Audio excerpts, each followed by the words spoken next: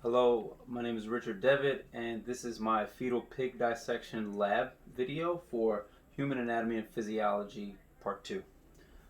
Getting right into the material, um, we're going to just go down this list of all of these different anatomical landmarks, and we're going to just briefly discuss them and identify them. So, starting with the head, this is the head here, neck, just below the head. Trunk. Trunk region is essentially the torso here, right here. The tail region is here. This is the actual tail right here. The sex of this pig, if you can see, this is a female. You can see the labia here, just superior from our position here to the anus. So moving along, the axial skeleton region would be this here. So that would be the skull, the vertebral column, and the thoracic cage, right? So the skull here underneath the head, vertebral column would be here, dorsal along the back. All right. The appendicular skeleton region is the extremities. So that would be the forelegs and the hind legs. The humerus you would see here as the bone and the upper part, the superior part of the foreleg. This would be the humerus here. Okay, the bone underneath this tissue here. The femur would be here. This bone at the upper part of the hind leg. Tibia is this long bone here, the lower part of the hind leg. A joint capable of flexion. Since we're here, this joint here is obviously capable of flexion, not very much, but as you can see, the angle between the two bones is decreasing, which is indicative of flexion.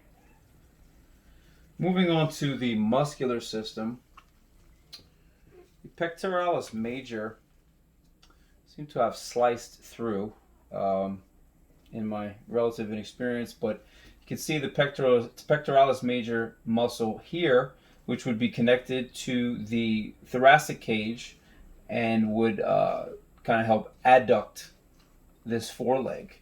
So you can see the striations in the muscle tissue here. And this is the pectoralis major.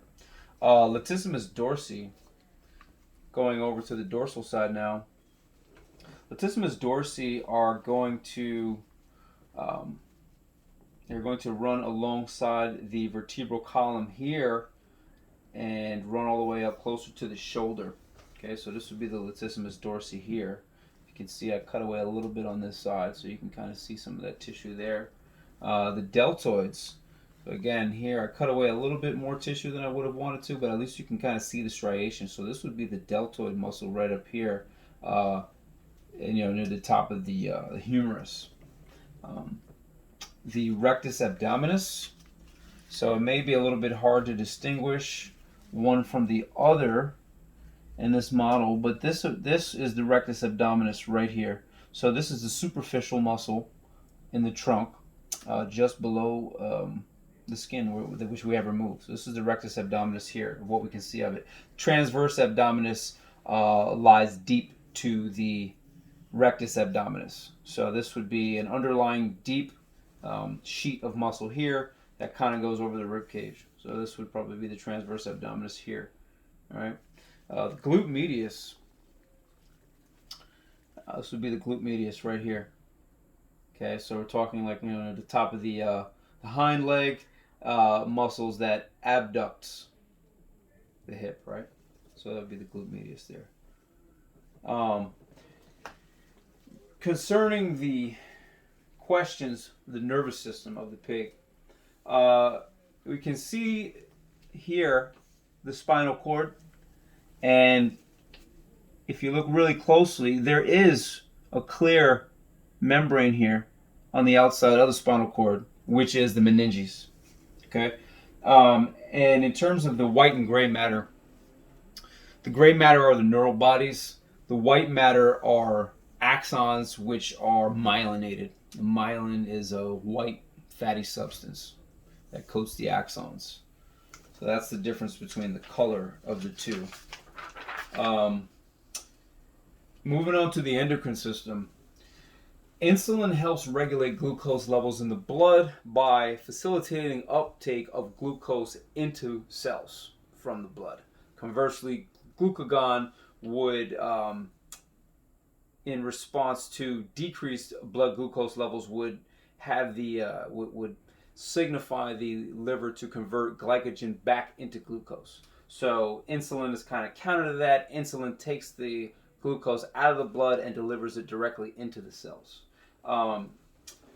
What is unique about the glands of the endocrine system is that they have no ducts, as opposed to exocrine glands such as sweat glands, sebaceous glands. The endocrine system does not have ducts, so they generally secrete their hormones directly into the bloodstream. That concludes this lab for the fetal pig dissection. Thank you for watching.